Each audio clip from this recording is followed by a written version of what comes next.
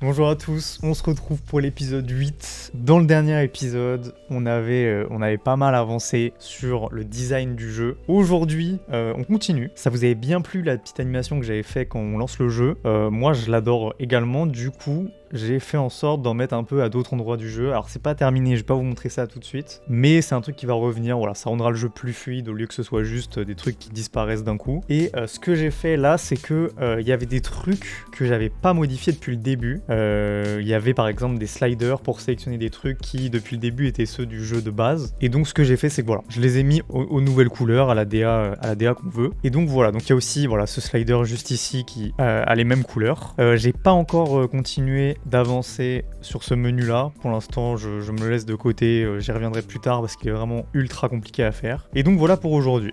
Donc voilà, le jeu est de plus en plus cohérent. Il faudra que je trouve également un fond que je mette dans le jeu. Je sais pas encore quel fond je vais mettre. Bon, les couleurs, ça va rester dans la même DA, mais je sais pas vraiment comment je vais faire pour faire le fond. Ça, faut juste que je trouve. Et dans la semaine, je vais essayer également de rajouter des personnalisations pour chaque joueur. Et dimanche, alors vous le verrez peut-être pas dans cet épisode, mais je vous en parlerai dans le prochain. Dimanche, je vais pour la première fois tester le jeu en vrai. Donc on va jouer avec des potes pour voir si c'est jouable, quels sont les problèmes. Donc potentiellement, au début du prochain épisode, je vous ferai un débrief et je vous raconterai tout ça. Donc voilà pour aujourd'hui. Et on se retrouve le lendemain, on est vendredi. Alors, j'ai pas mal avancé aujourd'hui. J'ai écrit des questions, donc ça, je vous montrerai ça sûrement dans le prochain épisode, une fois que je les aurai testés avec mes potes et tout. Donc ça, je vous ferai un gros récap au début du prochain épisode. Mais j'ai écrit des questions par moi-même, c'est cool. Merci d'ailleurs à Mathieu qu'on a écrit beaucoup aussi. On va essayer d'en faire un max. Je pense que ça va être le gros truc qui donnera vraiment son intérêt au jeu. Donc va falloir vraiment mettre les bouchées doubles là-dessus. Et j'ai pas mal avancé sur les menus, donc je vais vous montrer. Donc déjà quand on arrive ici, on a une petite personnalisation du fond. Voilà,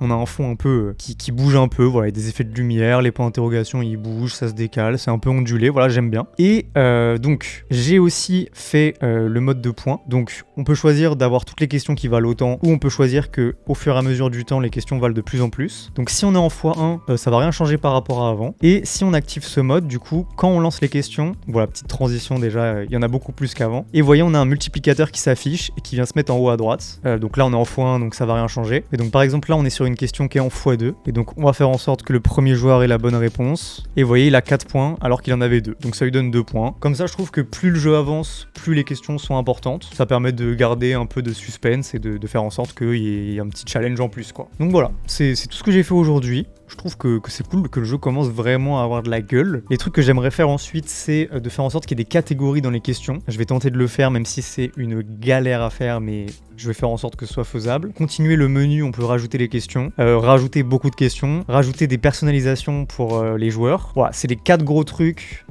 sur lesquels faut que je me fixe et faut que j'avance. Mais je suis très content de comment j'ai avancé aujourd'hui et c'est prometteur, je trouve. Et donc on est samedi. Alors aujourd'hui, j'ai pas eu beaucoup de temps. J'ai écrit pas mal de questions. Je vous ferai un gros récap dans le prochain épisode de ce qu'il en est. Et donc demain, je teste le jeu avec mes amis en conditions réelles. Donc j'ai mis toutes les questions dans le jeu. Parce que quand je les écris, je les mets dans un tableur. Et donc après, il faut que je les intègre au jeu. Voilà. Mais voilà, du coup, demain, premier vrai test. J'ai très hâte. Et pour cette semaine, du coup, je vais m'arrêter là. Je crois que je l'avais dit dans genre le premier épisode, mais en vrai, plus le temps avance, plus ce que j'ajoute au jeu, ça se voit de moins en moins, il y a moins de résultats concrets. Là, par exemple, j'ai écrit pas mal de questions, mais bon, ça change pas grand-chose au jeu en soi. Pareil, donc voilà, sur les 4 points dont je vous ai parlé juste avant, j'avancerai tout ça semaine pro. Mais voilà, franchement, semaine très cool. Le jeu est vraiment, visuellement, me plaît vraiment beaucoup. J'espère que vous aussi. Je trouve que cette semaine, on a vraiment créé une vraie cohérence et que les codes couleurs sont respectés, tout fonctionne, tout marche bien. Donc voilà, merci encore une fois. On se retrouve la semaine prochaine pour la suite.